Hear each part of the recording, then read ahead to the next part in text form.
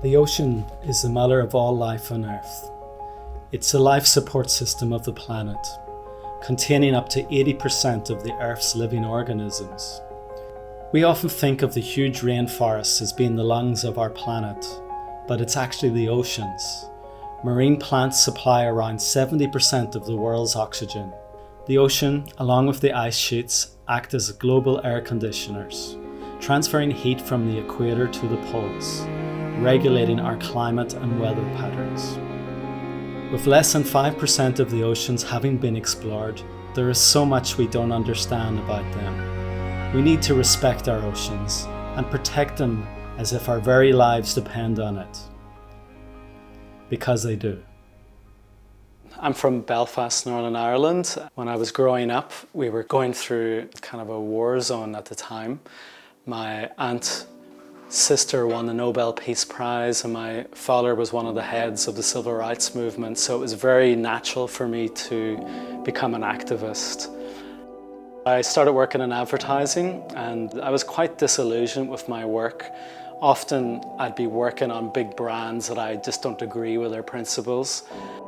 After some time I went traveling, ended up in India learning yoga and meditation, but it was there that I kind of discovered that it's not advertising's fault. Advertising really is just consumer behavior psychology, and we can use that to do good. So I decided to get back into advertising, but to start to more focus on social and environmental issues. Where a company's more focused on doing good. Doing business, you're actually helping the environment, you're helping a cause, you're giving back. That kind of philosophy is what we're trying to push as Image Mill.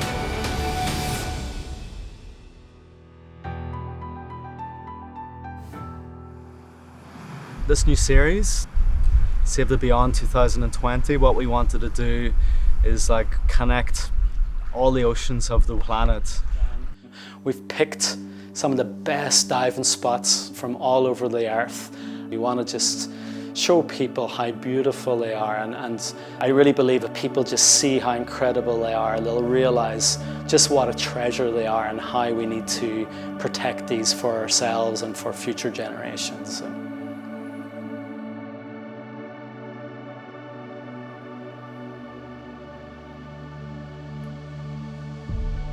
Wow, where are you? Great background. Tell us a little bit about how you got to this area.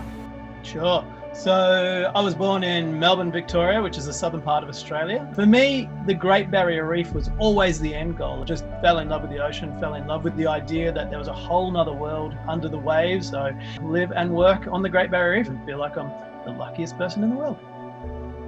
I liken a coral reef ecosystem to a game of Jenga. They're all interconnected. With every coral bleaching event, what we're losing is the most vulnerable corals and reefs. So the Great Barrier Reef Legacy has launched a project called the Living Coral Biobank Project. We're aiming to collect all living species of corals on the planet and keep them in a special holding facility here in Australia.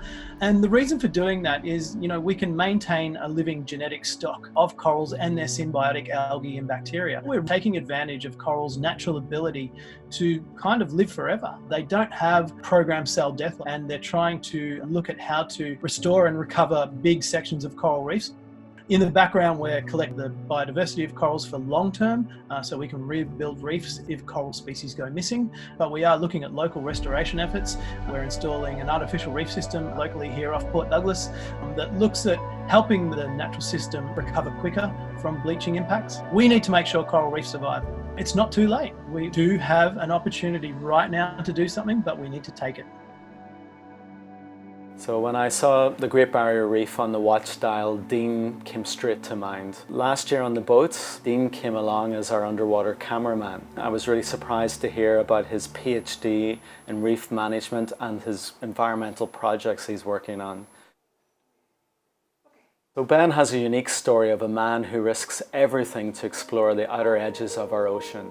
A world record holder, deep sea diver, whose mission is to bring these unexplored areas to the world. Still, every day, if I jump in the water's around Phuket, I still feel this thrill that I still had the first day. The diving around Phuket is easily accessible. The waters are nice and blue. The fish life is very good. The corals are in very good shape. For me, the place where I already spent 20 years of my life. It goes really fast. Dropping down, as you will know, it will get colder. The colors fade. In the end, you end up in a moon-like landscape, black and white. Everything seems to slow down. It's like a moon twilight zone almost. Actually, Citizens, they had the 200-meter mark on them, and they go actually well below 200 meters. It was always a challenge to find the equipment that would be supported to these dips. Sadly enough, you come to the bottom and you will always see the remains of humans, plastic bottles, but still having that interaction with the fish life, and that still is an amazing feeling. Matthias helped discover many of these regions' incredible world-famous dive sites, but more importantly, his life mission is to protect these natural treasures with a focus on overfishing that is devastating our oceans. This is really vital work that he's doing. Hello, Matthias. Nice to meet you. Nice to meet you, Rick, here from the Galapagos. Let's get stuck into just about a little bit of background on how you ended up in Galapagos. Roger. I came to the Galapagos the first time 32 years ago. I was lucky to start to work in this living laboratory. Galapagos has surprises everywhere. We have the marine iguana, only iguanas that are diving down sometimes to 60 feet. We really have a lot of cleaning stations here. So one of the most famous are the cleaning station of the hammerhead sharks. What is interesting to mention that a lot of female hammerhead sharks are coming in because they are having more problems with the skin because of the mating activity. The male bites into the neck of the females. The Ecuadorian government had invested a lot of time and resources to try to protect the national park. But we have the industrial fishery. This is a very lucrative business, and we have in our marine reserves. So we have this constant threat of these big industrial fishing boats. Now with the COVID pandemic, we don't have the resources right now to control the marine reserves, so we are afraid right now. Working on Save the Beyond has been the dream job for me. What we wanted to do for this one is to look at the real heroes, working tirelessly behind the scenes to really help the environment, to protect these natural assets. We traveled all around the world last year.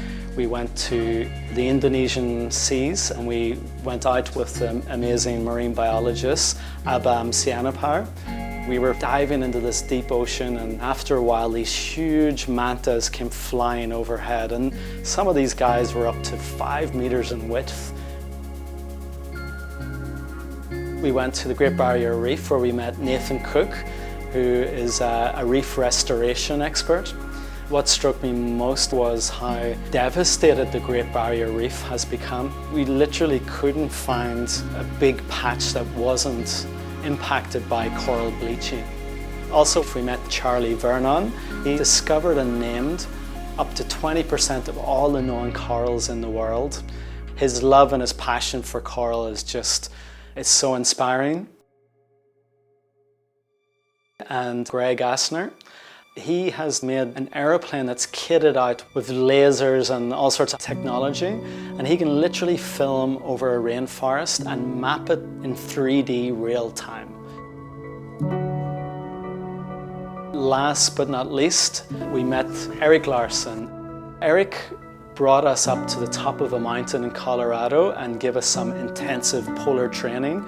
We were trying to film at minus 20 degrees, snow up to our knees, and Eric just glides through it effortlessly. And to cap it all off, we went to Antarctica. While we were in Antarctica, there was over 20 degrees, the hottest temperature ever recorded. The lands and the continents are all separate, but the ocean just brings everything together. Through my filmmaking, I really want to make those connections again, to help people realize just how reliant we are on nature.